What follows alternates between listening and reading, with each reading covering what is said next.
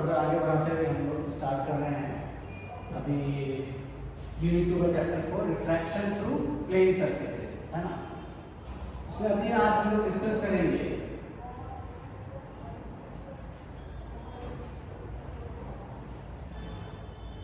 Multiple images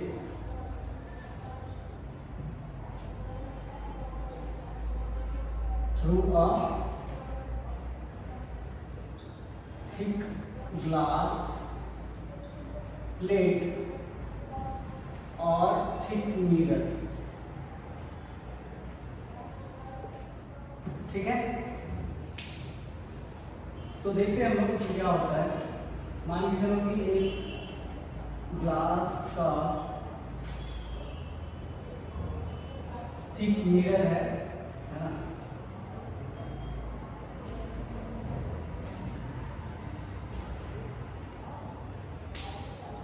जैसे कि यहाँ पर कोई अपना एक ऑब्जेक्ट मान लीजिए पॉइंट ए है, यहाँ से एक लाइट आ रही है, सरफेस मिरर के सरफेस पर स्ट्राइक कर रही है। तो एज पर क्या होना चाहिए, एक्सपेक्टेड ऐसे होनी चाहिए, है ना। अच्छा, हम लोगों ने लास्ट क्लास में डिस्कस किया था कि जो लाइट है ना, लाइट के रिफ्लेक्शन, रिफ्रैक्शन, ट्रांसमिशन और एब्जॉर्प्शन ये सारे फिनोमेना है ना साइमल्टेनियसली होते हैं। मतलब रियल लाइफ में देखोगे किसी भी सरफेस पर ये रिफ्लेक्शन, रिफ्रैक्शन और ट्रांसमिशन, एब्जॉर्प्शन साइमल्टेनियसली एक साथ होते हैं। इसमें से कोई एक नेचर ऑफ सरफेस के कारण डोमिनेट करता है तो हमको उस टाइम पे बोलते हैं कभी रिफ्लेक्शन हो रहा है। अगर ये स्मूथ सरफेस है तो रिफ्लेक्शन हो जाता है, अगर ये मीडियम चेंज होगा तो रिफ्रैक्शन हो रहा है। लेकिन उस जगह पे भी थोड़ा थोड़ा कुछ पार्ट में परसेंटेज में रिफ्लेक्शन भी होता है, बाकी चीजें भी होती है और एब्जॉर्प्शन भी होता है। तो यहाँ पर भी क्या है, ग्लास का ये सरफेस है, यहाँ पर भी इसी तरह रिफ्लेक्शन, रिफ्रैक्शन और ट्रांसमिशन, एब्जॉर्प्शन सारे फिनोमेना होंगे, ठीक है ना। तो बेसिकली लेकिन क्या है, मेजर क्या होगा वो डिपेंड करता है ना, नेचर ऑफ मीडियम पे। अभी क्या होगा, लाइट इंसिडेंट किया इस सरफेस पर, यहाँ पे क्या होगा, एक तो रिफ्लेक्शन भी होगा और एक क्या होगा, मान लीजिए यहाँ पे नॉर्मल डालते हैं, नॉर्मल ड्रॉ करते हैं, एक्सपेक्टेड रे ऐसे है, लेकिन ये क्या होगा टुवर्ड्स नॉर्मल आ जाएगी। क्यों टुवर्ड्स नॉर्मल, क्योंकि ये लाइट क्या है, एयर से ग्लास में आ रहा है, ये क्या है, ग्लास है। तो रेयर से कहाँ आ रहा है, डेंसर में आ रहा है।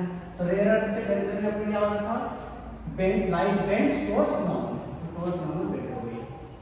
अभी देखो इसको लेट से ये वाला पॉइंट को इंटरफेस 1 बोल रहा हूं मैं, क्या बोल रहा हूं, इंटरफेस 1 बोल रहा हूं। यहाँ पे क्या होगा, यहाँ पे तो रिफ्लेक्शन होगा पहला, दूसरा क्या, कुछ लाइट एब्जॉर्ब भी होगा, है ना, और कुछ लाइट रिफ्रैक्ट हो रहा है, ठीक है। तो ये सरफेस कैसा है, यहाँ पे जो रिफ्लेक्शन है वो कम हो रहा है rather than रिफ्रैक्शन। तो रिफ्रैक्शन इस इंटरफेस 1 पर रिफ्रैक्शन जो है वो ज्यादा हो रहा है और रिफ्लेक्शन कम हो रहा है। तो रिफ्रैक्शन डोमिनेट कर रहा है, हम लोगों के यहाँ पे रिफ्लेक्शन हो रहा है। तो लाइट लेट से भी 100% इंटेंसिटी का लाइट यहाँ से स्ट्राइक किया सरफेस पे, अभी कुछ 10% के राउंड लाइट रिफ्लेक्ट कर गई, एज्यूम कर रहे हैं। तो यहाँ पे रिफ्रैक्ट कितना परसेंट के राउंड क्या होगा, कुछ 90% बचा। तो रिफ्रैक्ट है, रिफ्रैक्टिव रे वो कितना 90% इंटेंसिटी के साथ यहाँ पे आई होगी। अभी इंटरफेस 2 को देखो, यहाँ पे कैसा, ये सरफेस है पॉलिश्ड है, मिरर है, तो यहाँ पे ज्यादा लाइट क्या होगी, रिफ्लेक्शन ऑफ लाइट डोमिनेट कर जाएगी। कैसे, क्योंकि ये सरफेस कैसा है, मिरर जैसा बिहेव करेगी, ये पॉलिश्ड है पीछे, ठीक है, बाहर नहीं आके वहां से रिफ्लेक्ट करेगी, रिफ्लेक्ट किया। अभी यहाँ पे नॉर्मल ड्रॉ करो, तो अभी यहाँ पर ठीक कुछ लाइट इस जगह पे कुछ लाइट क्या होगी, अब्सॉर्ब कर जाएगी थोड़ा सा, कुछ लाइट यहाँ पे लेट से भी 90% का अभी इंटेंसिटी था, ये वाला लाइट रिफ्लेक्ट जो कर रही है ये कुछ 85 मान के चलो % है ना, तो रिफ्लेक्ट यहाँ पर नॉर्मल ड्रॉ करो, लाइट को एक्सपेक्टेड ऐसे जाना चाहिए था, लेकिन कैसे, ऐसे जाएगी, ऐसे जाएगी, तो 85 है। अभी कुछ यहाँ पर भी कुछ रिफ्लेक्ट की होगी, कुछ 2-3% के अप्रॉक्स, यहाँ पे जैसे 82, 83 या 80% लाइट वापस गई। इसके बाद फिर यहाँ पे वापस 5% इधर गई थी ना, तो ये वाला फिर से रिफ्लेक्ट, तो ये 5% इधर आई थी, तो ये भी 5%, बाहर कितना निकला, तो 5 से कम, और यहाँ पे इसका 10 और इधर कितना, कुछ लेट्स से 4% के अराउंड। अभी आपको दिख रहा होगा कि बिकॉज ऑफ दिस फेनोमेनन्स, है ना, नेचर ऑफ द सरफेस के कारण, जो अभी क्या होगा कि एक रे ऐसे आप पास करना हो, तो परपेंडिकुलरली पास हो रहा है, तो कैसे होगा, ट्रांसमिट कर जाएगी, कैसे होगा, ट्रांसमिट कर जाएगी। अभी इन सब सारे रेज को पीछे प्रोड्यूस करो, पीछे प्रोड्यूस करो, इसको भी पीछे प्रोड्यूस करो, इसको भी पीछे आप प्रोड्यूस करो, तो यहाँ पर जो इंटरसेक्शन पॉइंट है वही इमेज फॉर्मेशन होगा, लेट्स से ए डैश, ये वाला ए डबल डैश, ये वाला ए ट्रिपल डैश, ठीक है। तो अभी आपको दिख रहा होगा कि ये वाला जो इमेज फॉर्म हो रहा है, सेकंड बार एक बार क्या रिफ्लेक्ट हुई थी, वापस से रिफ्लेक्ट सॉरी फिर से रिफ्लेक्ट होके रिफ्रैक्शन हुआ था, तो इस वाले रेज का इंटेंसिटी क्या है, ज्यादा है, इंटेंसिटी जो है ज्यादा है, दिख रहा होगा 10%, 80%, इधर 10 से कम ही होगा उसको, और आगे बढ़ते जाएंगे और कम होने वाला है। तो ये वाला सेकंड इमेज फॉर्म हुआ है, that will be the brightest image, सबसे ज्यादा ब्राइटेस्ट इमेज कौन सा होगा, सेकंड इमेज फॉर्म होगा। इसलिए जो आप मल्टीपल, इसमें क्या है, मल्टीपल इमेजेस फॉर्म होने हैं, A1 A double dash sorry A dash A double dash, ऐसे ही बहुत सारे होंगे, लेकिन क्या है, ब्राइटनेस कम होती जाएगी, जो इमेजेस हैं उसकी ब्राइटनेस कम है, जो सेकंड वाला है वो सबसे ज्यादा ब्राइटेस्ट होगा। तो इसके पीछे लॉजिक यही है, रीजन, ये फिनोमेनन सारे एक साथ होते हैं। तो multiple images through thickness, thick glass और थिक मिरर, उसमें जो बहुत सारे इमेज फॉर्म होते हैं, सेकंड वाला जो इमेज है वो ब्राइटेस्ट होता है, बाकी सारे इससे कम ब्राइटर होते हैं और जाते हुए डिम हो जाता है, ठीक है, नोट कीजिए। यहाँ पे इसको देखने का आसान तरीका है कि सारे जहां पे लाइट स्ट्राइक कर रही है, जो सरफेस पर इंटरफेस, उसको इंटरफेस 1 2 करके ऐसे माना करो, इंटरफेस 1 इसको मान लो, इस वाले को 2 मान लो, इस वाले को 3 मान लो, इस वाले को 4 मान लो, ऐसे इधर 5 मान लो।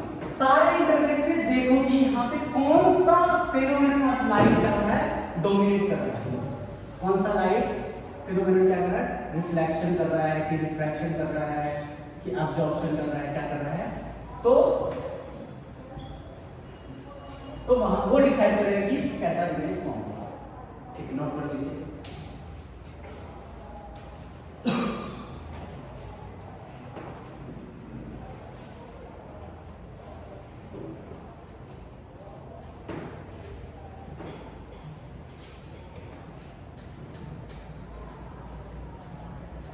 अभी है ना, बाय दिस टॉपिक हम लोग चैप्टर 4 का, आपके चैप्टर्स कैसे हैं, यूनिट वाइज है, यूनिट में 3 चैप्टर हैं, सेकंड यूनिट में 3 चैप्टर्स हैं, 4 5 एंड 6, ठीक है। तो अभी 4 चैप्टर में भी आपका कैसा है, A B एंड C ऐसा है, फिर D भी होगा, ठीक है। तो अभी अपना A वाला पार्ट जो है, पार्ट A चैप्टर 4 का कंप्लीट हो गया है, तो थोड़ा सा हम लोग उसके बाद B पार्ट स्टार्ट करेंगे। उससे पहले हम एक दो क्वेश्चन कर लेते हैं, ताकि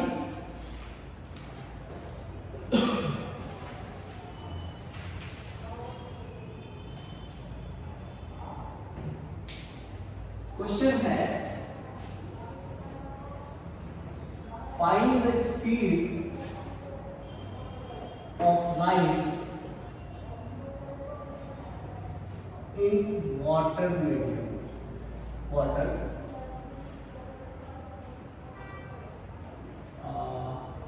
ठीक है, mu of water, mu refractive index, mu of water is given as, that is equals to 3/4, so 4/3, try कीजिए, इसके ऊपर माउस करके थोड़ा ट्राई कीजिए।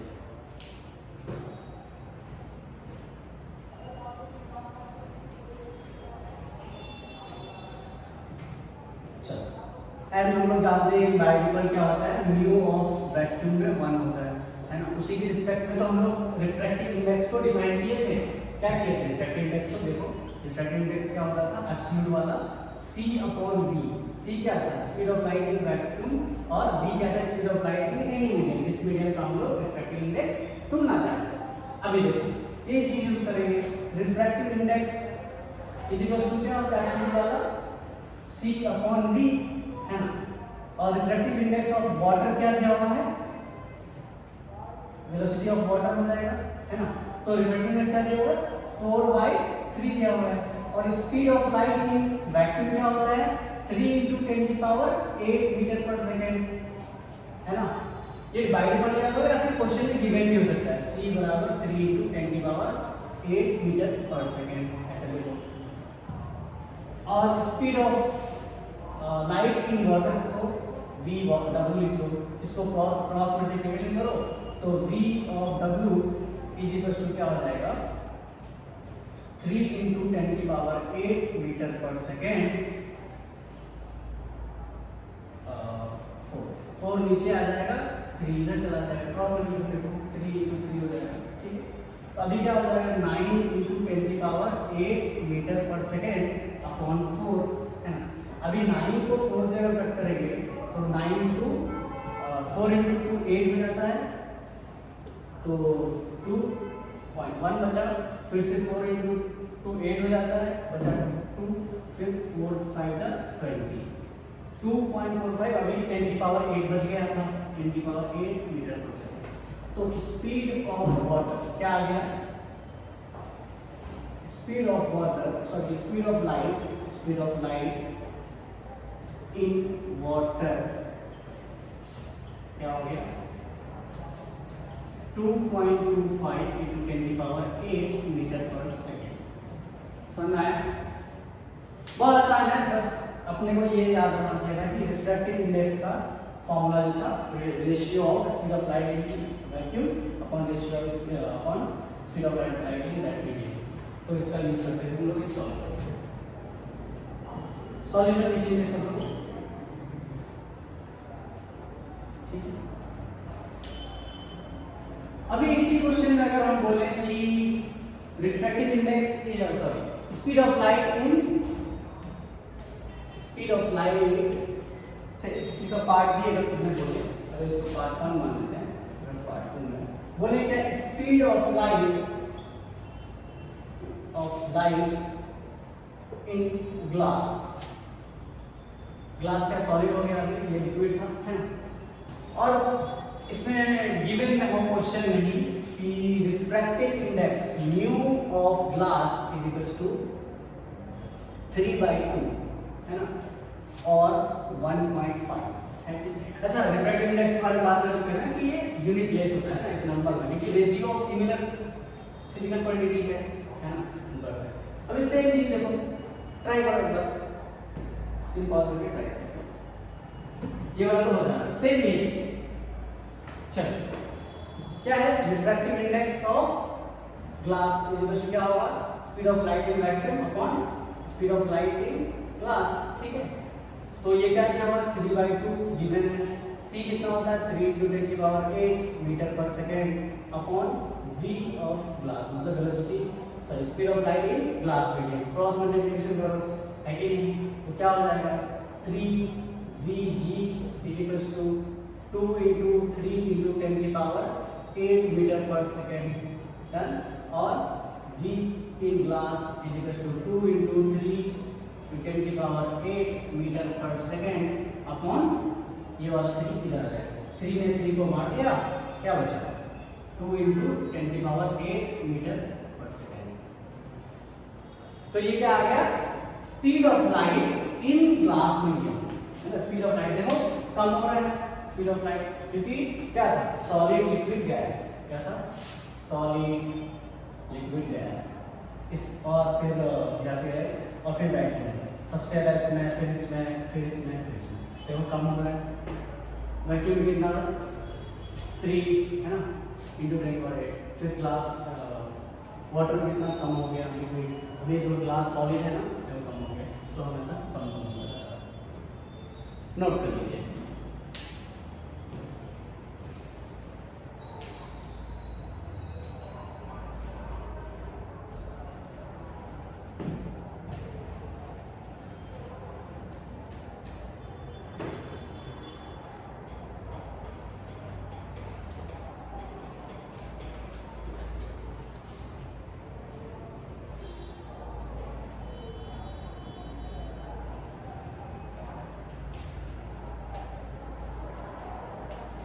अभी एक छोटा सा, अभी हम लोग क्या देखते हैं, ये जो अभी mu is equals to c upon v लिख रहे हैं, ये क्या लिख रहे हैं हम लोग,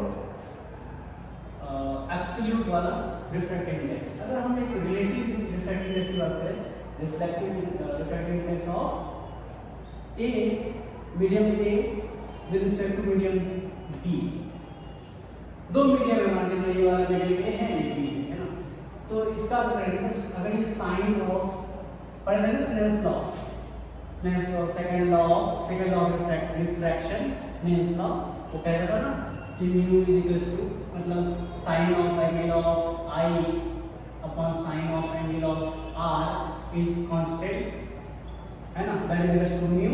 अगर उसी की बात करें तो sine of angle of i upon sine of angle of r है अगर refractive index of medium A with respect to be, तो refractive index of medium B with respect to A क्या हो जाएगा, जस्ट इसका उल्टा, sine of angle of R upon sine of angle of I. ये था ध्यान रखिए, कभी कभी किसी क्वेश्चन में तो दो मीडियम का रेदर देन कि speed of sorry vacuum medium से बाकी को कंपेयर करने के, दो किसी मीडियम वैक्यूम के अलावा उससे कंपेयर कराएंगे तो वहां पे ये रिलेशन काम आता है, जैसा होता है, ठीक है, देख लीजिए। क्योंकि यहाँ देखो म्यू क्या है, सी अपॉन वी है ना, सी सी कट जाएगा, इसलिए ये आ जाएगा। अभी हम लोग फर्दर इसको बढ़ाते हैं, आपके चैप्टर 4 का पार्ट बी में जाते हैं। इसमें क्या है आपका, refraction through a glass prism, या फिर रिफ्रैक्शन थ्रू प्रिज्म। टॉपिक क्या है, refraction through a glass prism.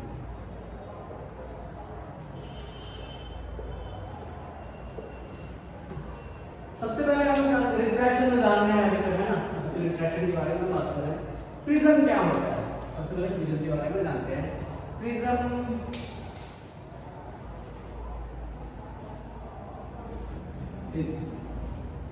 Prism को जानने के लिए हमें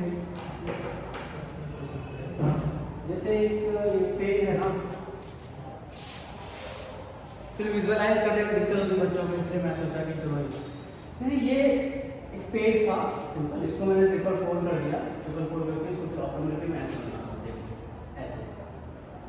अभी इसको मान लीजिए यहाँ पे आप कुछ रोई भर डिपार्टमेंट को, ये सॉलिड है, खाली नहीं सॉलिड है। तभी कैसा है, एक सॉलिड शेप है, सॉलिड शेप है ना, सॉलिड शेप है जिसके तीन, ये कैसा है, रेक्टेंगुलर फेस है, ये भी नीचे वाला भी रेक्टेंगुलर फेस है, ये भी रेक्टेंगुलर फेस है, और इधर सामने क्या है, ट्रायंगुलर फेस, वैसे पीछे ट्रायंगुलर फेस। तो एक सॉलिड पिरामिडल शेप है, पिरामिडल शेप है ये, है ना, हैविंग 3 लैटरल रेक्टेंगुलर सरफेस और 2 ट्रायंगुलर सरफेस, ये समझ में आ रहा है। और जो ये अगर मान लो अभी आप सामने से देखो तो कैसा दिखेगा आपको, एक ट्रायंगल ही तो दिखेगा, इसलिए हम जब भी प्रिज्म बनाते हैं तो प्रिज्म को ऐसे ही बनाते हैं, प्रिज्म जब भी हम लोग ड्रॉ करते हैं तो ऐसे ड्रॉ करते हैं, बेसिकली ऐसा है, ठीक है, ये सामने वाला। तो ये वाला ट्रायंगल, ये क्या है, एक बेस वाला हो गया साइड, बेस, ये दोनों लैटरल सरफेस है, तो दोनों लैटरल सरफेस के बीच का एक एंगल है, उसको एंगल ऑफ प्रिज्म बोलते हैं। चलो अभी बात करते हैं थोड़ा प्रिज्म वाली। तो प्रिज्म क्या है, इट इज अ सॉलिड या फिर पिरामिडल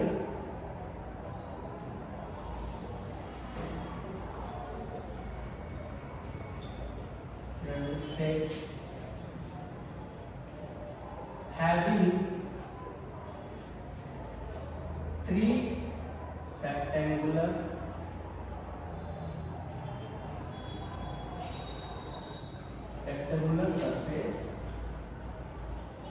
उसको लैटरल सरफेस बोलते हैं, लैटरल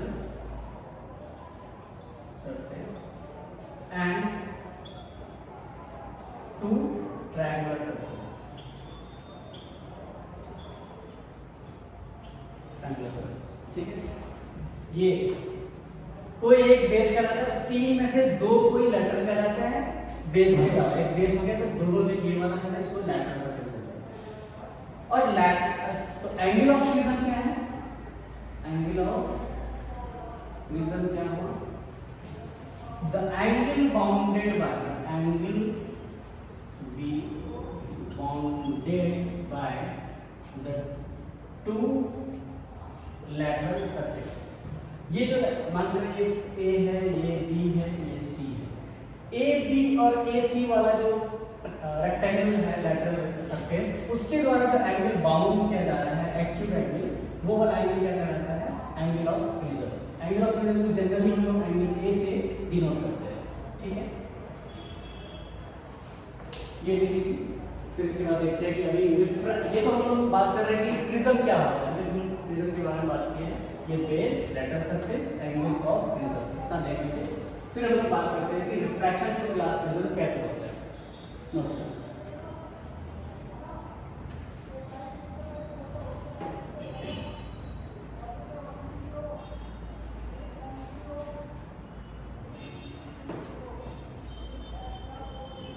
चलो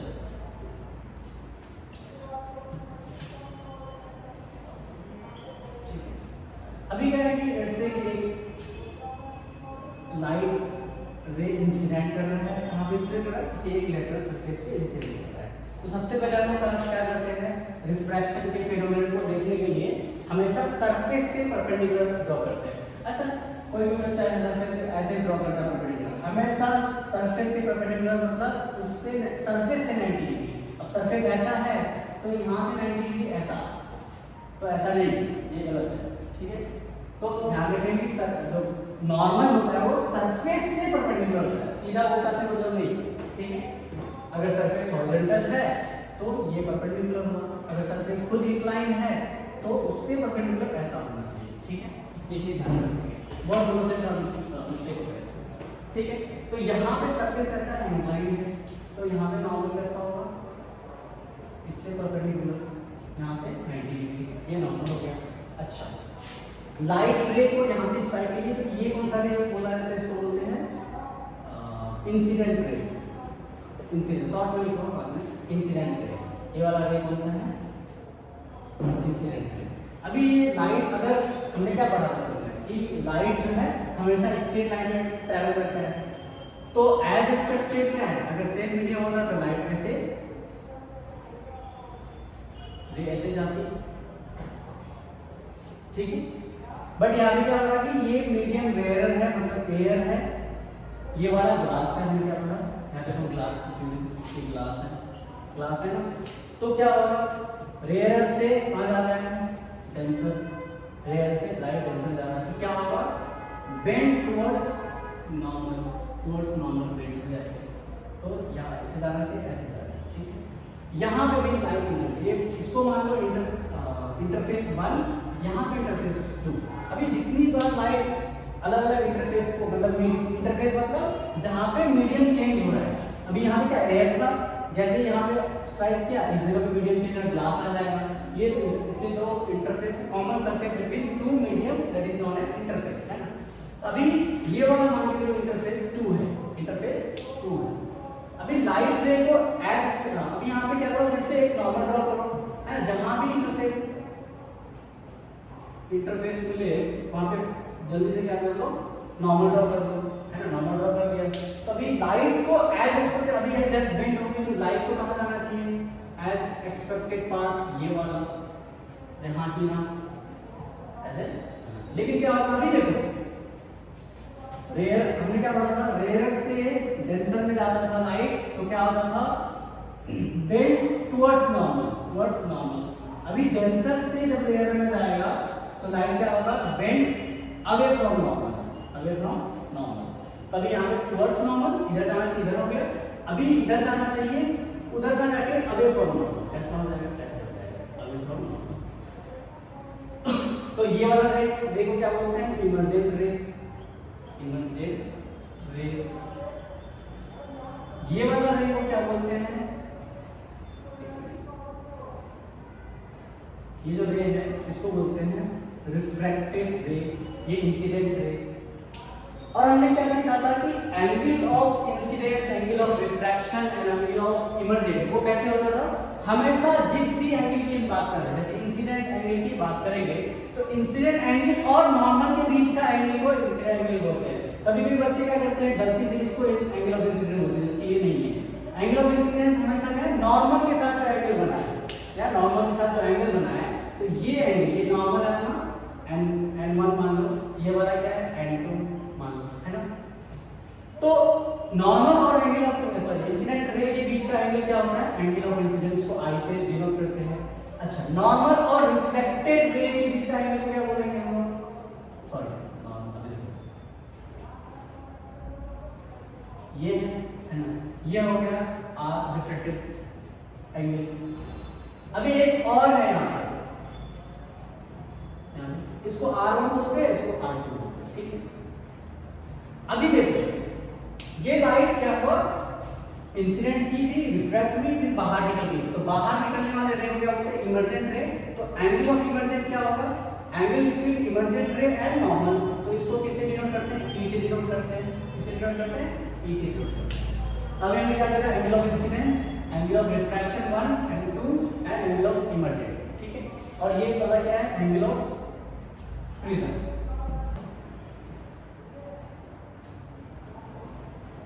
तो अभी हम लोग यहाँ पे देख रहा था इमर्जेंट रे को, अगर हम यहाँ पे देखो जैसे हमने क्या किया, इंसिडेंट रे को क्या किया आगे प्रोड्यूस किया था एक्सपेक्टेड पाथ में। इमर्जेंट रे को अगर पीछे हम प्रोड्यूस करेंगे, पीछे कहाँ से आ रहा है, ठीक है। तो यहाँ पर एक क्या है कि एक एंगल का फॉर्म हो रहा है, that is known as delta. इसी this is known as angle of deviation, तो एंगल ऑफ डेविएशन क्या है? Angle bounded by emergent ray and incident ray. Emergent ray को पीछे प्रोड्यूस करना है और इंसिडेंट रे को आगे प्रोड्यूस करना है। उन दोनों के बीच का जो एंगल है, बेसिकली एंगल ऑफ डेविएशन क्या शो करता है कि कितना शिफ्ट हुआ, कितना डेविएट हुआ लाइट। ऐसे जाना चाहिए, एक बार यहाँ डेविएट, फिर ऐसे जाना चाहिए, फिर एक बार यहाँ। तो लाइट एक्चुअली ऐसे जाना चाहिए था, लेकिन गया किधर से? तो जाना चाहिए और गया के बीच में जो एंगल है ना, वो एंगल ऑफ डेविएशन है, ठीक है। कितना लाइट डेविएट हुआ अपने रास्ते से, अपने पाथ से कितना भटक गया, that is known as angle of deviation, ठीक है। तो अभी यहाँ पे फटाफट नोट डाउन कर लेते हैं कि फटाफट नोट डाउन कर लेते हैं कि कहाँ पे क्या है। सबसे पहले जिसको हम आई आर बोल रहे हैं वो क्या है? Angle of incident ray, incident ray, ठीक है। अच्छा, इसको क्या बोलते हैं? एंगल आई जो है अपना वो क्या है? इंसिडेंट एंगल या angle of incidence, angle of incidence. अच्छा, अभी ये एन डैश क्या है? एन डैश या एन, ये वाला लाइन है, ये क्या है? नॉर्मल है, नॉर्मल एट इंटरफेस 1, ऐसे बोल सकते हैं, इंटरफेस 1, ठीक है। अभी एंगल R1 क्या है?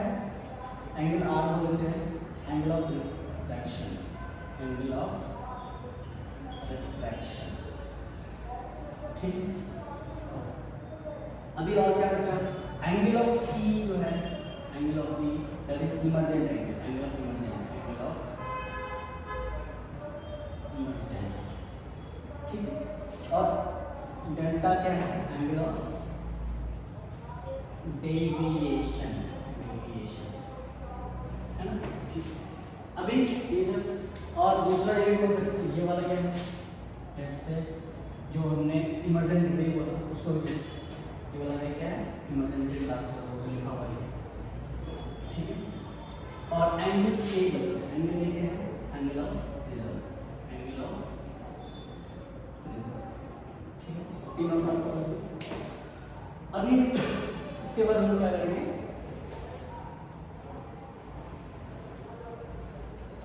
तो इसके बाद ये सारे टर्मिनोलॉजी के जानने के बाद हम लोग क्या कहते हैं, इन सब सारे एंगल्स के बीच में रिलेशन होते हैं। तो पहला इक्वेशन है delta is equal to angle of I plus angle of E, है ना, minus angle of R1 plus angle of R2, ये रिलेशन है इसके बीच में। अभी angle of R1 plus angle of R2 is equal to क्या है, एंगल ऑफ प्रिज्म है, एंगल ऑफ प्रिज्म है। तो यहाँ पे वैल्यू डालने से क्या हो जाएगा, अपना एक रिलेशन मिलेगा, क्या मिलेगा, वो रिलेशन इधर निकालना, angle of I plus angle of E is equal to क्या हो जाएगा, इनको इधर लेके आएंगे, क्या डेल्टा प्लस दैट वैल्यू और delta plus that value is equal to A, हम लिख सकते हैं angle of deviation plus angle of prism.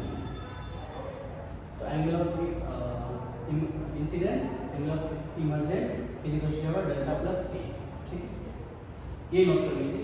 अभी इसके बाद हम लोग डिस्कस करेंगे कि एंगल ऑफ डेविएशन जो है वो किस किस फैक्टर पे डिपेंड करता है ना। इसके बाद डिस्कस करेंगे कि एंगल ऑफ डेविएशन जो है वो कौन कौन से फैक्टर पे डिपेंड करता है, नोट कर लीजिए जल्दी।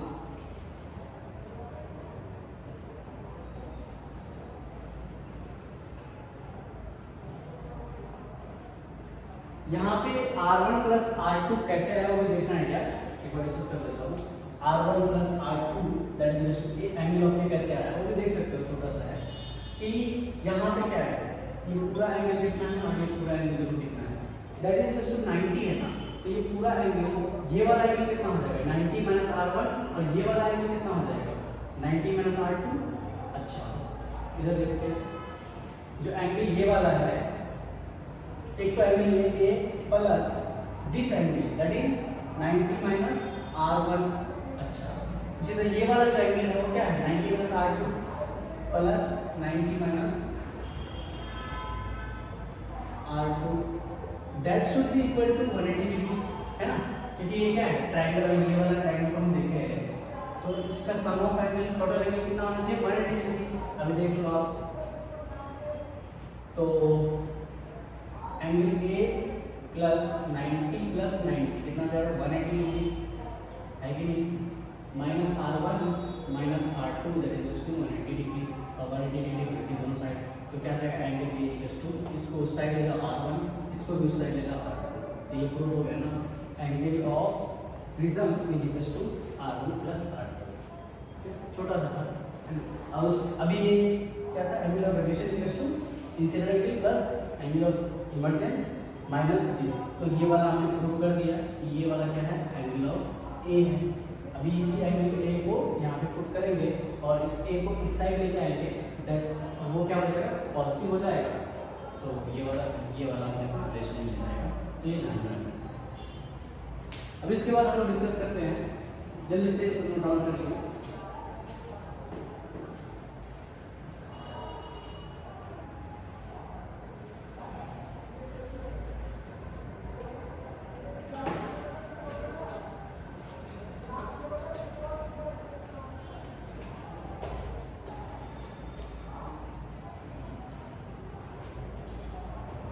जो एंगल ऑफ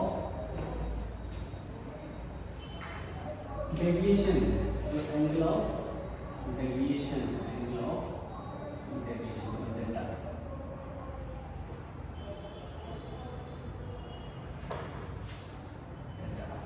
उसको कौन कौन सा फैक्टर इफेक्ट करता है, तो क्या टॉपिक, फैक्टर्स अफेक्टिंग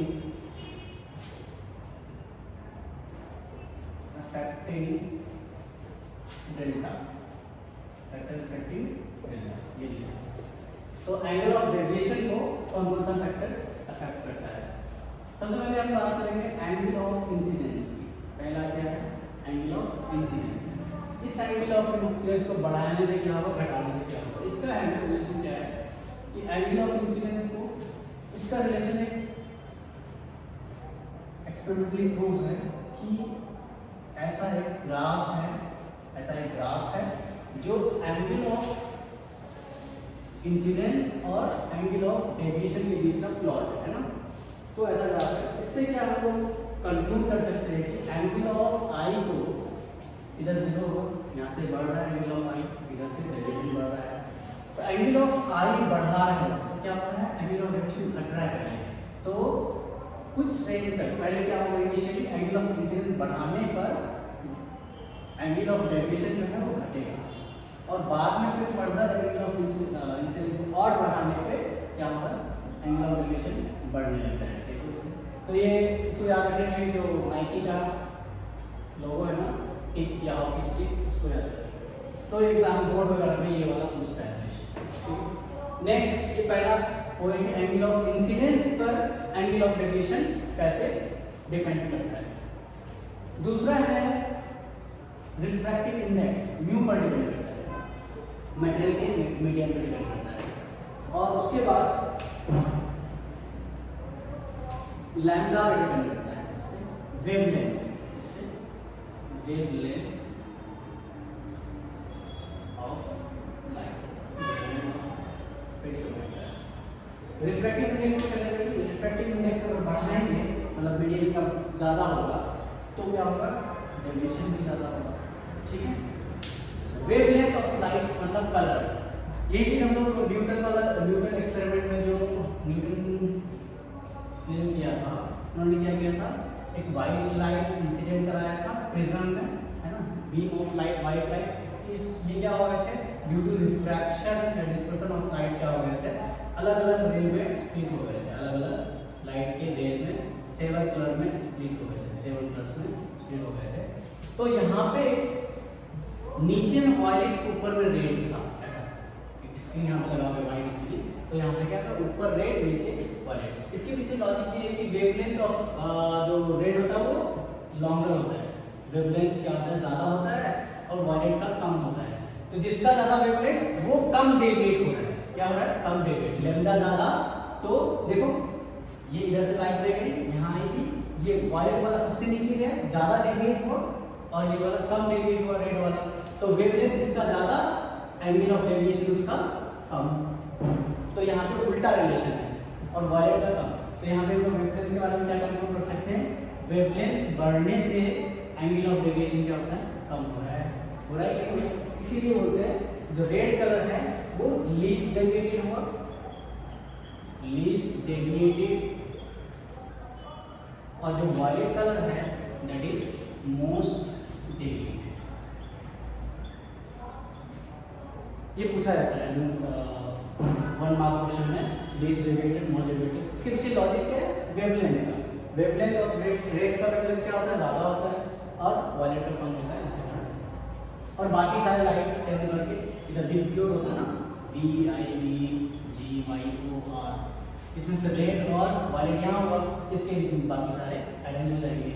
और अगर क्वेश्चन ऐसा ही पूछते कभी कि बताओ ऑरेंज और इंडिगो या फिर ब्लू में कौन लीस्ट डेविएटेड या मोस्ट डेविएटेड है, तो ये वाला लीस्ट, ये वाला most, as compare to this two, orange और ब्लू में कंपेयर करेंगे तो ऑरेंज कम, लीस्ट, ये मोस्ट, है कि नहीं। तो ये सब फैक्टर्स थे जो कि एंगल ऑफ डेविएशन को इफेक्ट करते हैं। एक चौथा है angle of prism, angle of prism पे भी डिपेंड करता है। एंगल ऑफ प्रिज्म को बढ़ाएंगे तो एंगल ऑफ डेविएशन क्या होगा, बढ़ेगा। तो यहाँ पे हम ये कंक्लूजन कर सकते हैं, थोड़ा माइंड में रहे, इस ज़्यादातर जो एंगल ऑफ डेविएशन बढ़ाने से, सॉरी रिफ्रैक्टिव इंडेक्स बढ़ाने से डेविएशन बढ़ रहा है, एंगल ऑफ प्रिज्म बढ़ाने से ये बढ़ेगा, मतलब ऐसा हो रहा है तो डेविएशन बढ़ रहा है। और एक चीज में एंगल ऑफ इंसिडेंस बढ़ाने से भी ज़्यादा बढ़ ही रहा है, कुछ पार्टिकल छोटे से लेने में क्या घट रहा है। और एक लास्ट सॉरी वेवलेंथ वाला जो लैम्डा वाला केस है वो इन्वर्सली प्रोपोर्शनल है, लैम्डा बढ़ने से डेविएशन कम, ठीक है, इसको नोट कर लीजिए। अभी इसके बाद हमें डिस्कस करेंगे मिनिमम डेविएशन का रिलेशन। लिख लीजिए इसको।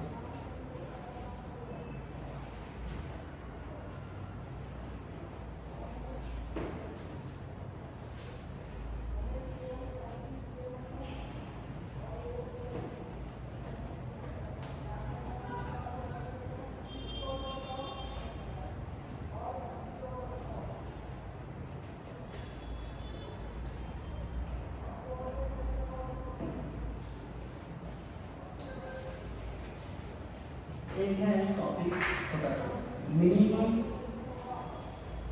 डेविएशन।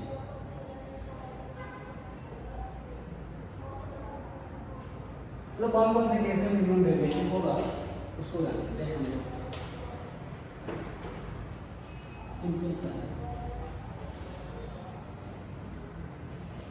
मिनिमम डेविएशन मतलब क्या है? प्रिज्म था, यहाँ पे एंगल ऑफ ए हुआ, इधर ये वाला क्या था R1 और ये वाला क्या था R2, है ना। इधर था ये एंगल ऑफ डेविएशन, ऐसे देख सकते हैं। तो angle of I is to angle of emergent जब हो जाए ना, तभी क्या होगा, मिनिमम डेविएशन होगा। इस केस में क्या होगा, जब ऐसा हो जाएगा तो R1 इज टू R2 हो जाएगा, है ना। इस केस में क्या हो जाएगा, R1 इज टू R2 हो जाएगा। और दूसरा एक ऐसा केस, जब ये जो बेस है ना B और C, A B C हो जाते हैं, तो ये बेस जो है इससे पैरेलल हो जाए रिफ्लेक्टेड रे, क्या होता है, रिफ्रैक्टेड रे जो है वो पैरेलल हो जाएगी इसके base of the prism. Base of the prism के पैरेलल हो जाए रिफ्लेक्टेड रे, तभी क्या होगा, मिनिमम डेविएशन होगा। और दूसरा ये angle of incidence equal to angle of emergent, या कोई बुक में आपके एंगल ऑफ इमर्जेंट को I2 के नाम से देते हैं, I2, और एंगल ऑफ इंसिडेंट को I1 के नाम से कहते हैं। तो उस केस में ऐसा होगा, angle I1 equal to angle I2, मतलब basically angle of incidence equal to angle of emergent हो जाए तभी होगा। उस केस में R1 इक्वल टू R2 और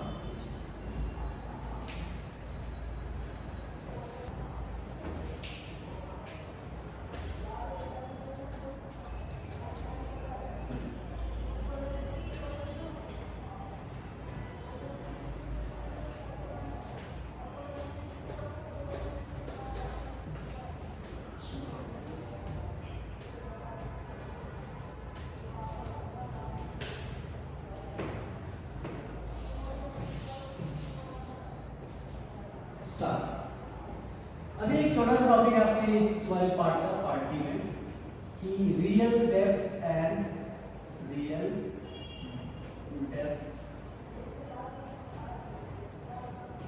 apparent depth and apparent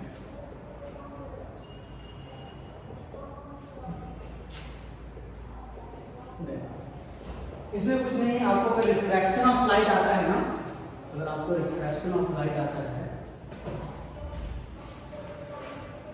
refraction of light आता है तो आराम से करो। तो जैसे मान लीजिए क्या होता है कि पानी में, वाटर बॉडीज में अगर कुछ चीजें मान के अभी से रिफ्रैक्शन का ही इसमें लॉजिक है।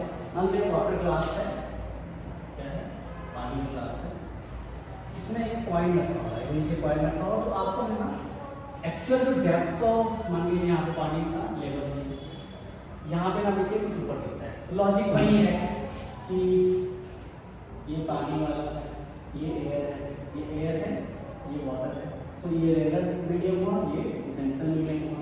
लाइट रे ऐसे आ रही है, लाइट रे ऐसे आ रही है, तो ऐसे ना जा करके ऐसे जाती है, इसी को पीछे प्रोड्यूस करो तो प्रोड्यूस है। वैसे अगर वाटर बॉडीज में देखेंगे तो सेम लॉजिक अगर उसमें लगाते हैं, तो ये एयर वाला है, ये वाटर। अभी यहाँ पे कोई ऑब्जेक्ट है, यहाँ पे कोई ऑब्जेक्ट है, इससे होकर एक क्या है, लाइट पास कर रही है, लाइट पास कर रही है, तो एज एक्सपेक्टेड ये वाटर वाला इंटरफेस है, तो एज एक्सपेक्टेड लाइट को इधर जाना चाहिए, इधर जाना चाहिए, है ना। लाइट भी क्या होता है, आगे फ्रॉम नॉर्मल जाएगी, थोड़ा सा